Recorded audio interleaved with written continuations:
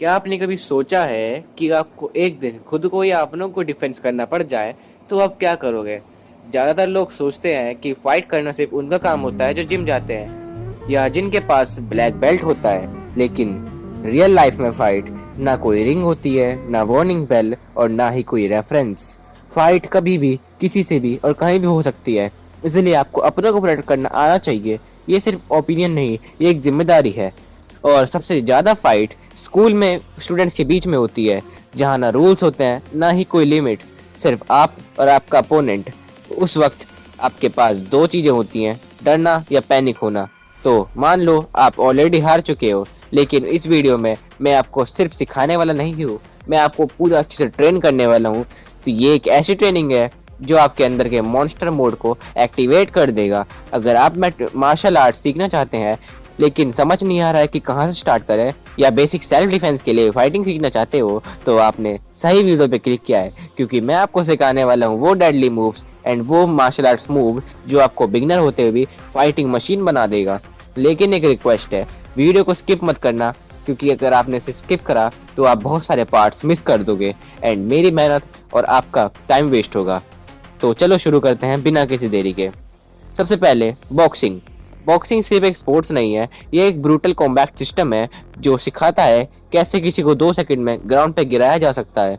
आपको सिर्फ 4 पंचेस में मास्टर करना है, जैब, क्रॉस, हुक, अपरकट। लेकिन टाइम, एंगल और प्लेसमेंट सब अलग अलग होती है, तो एक ही पंच फाइट को फिनिश कर सकता है। और अगर आपका फुटवर्क स्ट्रांग है तो आप स्टैटिक टारगेट नहीं बनाओगे, आप मूव कर पाओगे, डोट कर पाओगे और काउंटर भी कर पाओगे। बॉक्सिंग का कार्डियो लेवल आपकी स्टेमिना को किल जोन तक ले जाता है। और सबसे इम्पोर्टेंट, बॉक्सिंग सीखना एक कंट्रोल है, फियर, एंगर और पैनिक सब पे।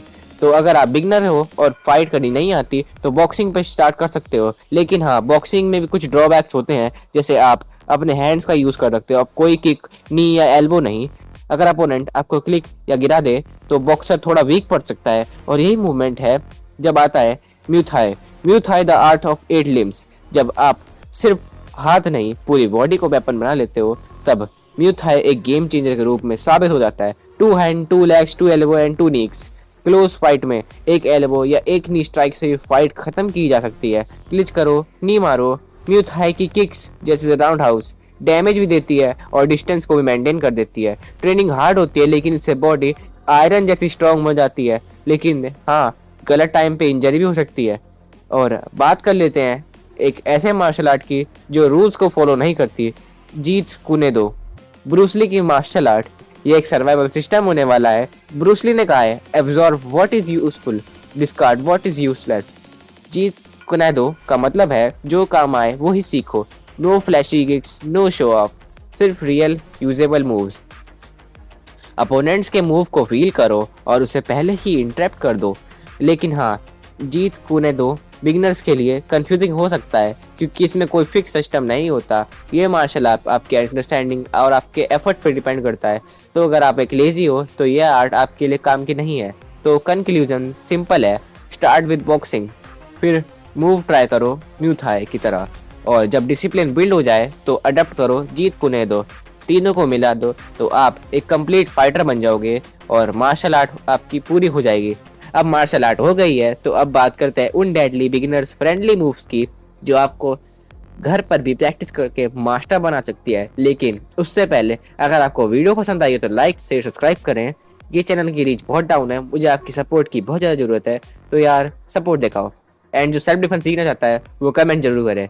अब बात करते हैं 3 ऐसे मूव की जो बिगिनर फ्रेंडली हो सकते हैं और फाइट के वक्त लाइफ सेवर बन सकते हैं। Liver shot, left hand rib के नीचे लीवर पे एक क्लीन लीवर शॉट बॉडी को इनिशियल शट डाउन कर देता है। नो ब्लड, नो ड्रामा, सिर्फ एक silent collapse. Horizontal elbow, opponent अगर क्लोज आ जाए और हुक का एंगल ना मिले तो साइड एल्बो से मारो, चेक बोन या टेम्पल पे। ये मूव इतना शार्प होता है कि अपोनेंट को शॉक में डाल जाता है।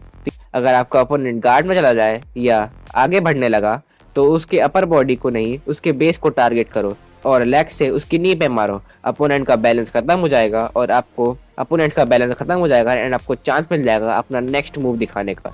ये 3 मूव्स बॉडी, फेस, लेग एक साइकिल में काम करता है। और हाँ, 15 दिन के प्रैक्टिस से आप इसे इनिशियली मास्टर कर सकते हो। लेकिन प्लीज इन्हीं मूव्स का मिसयूज मत करना, किसी को बुरी मत करना। ये सिर्फ सेल्फ डिफेंस के लिए एंड सेल्फ डिफेंस के लिए ही है। एंड आई बिलीव मेरी ऑडियंस इतनी मैच्योर है कि इसका गलत इस्तेमाल वो कभी नहीं करेगी।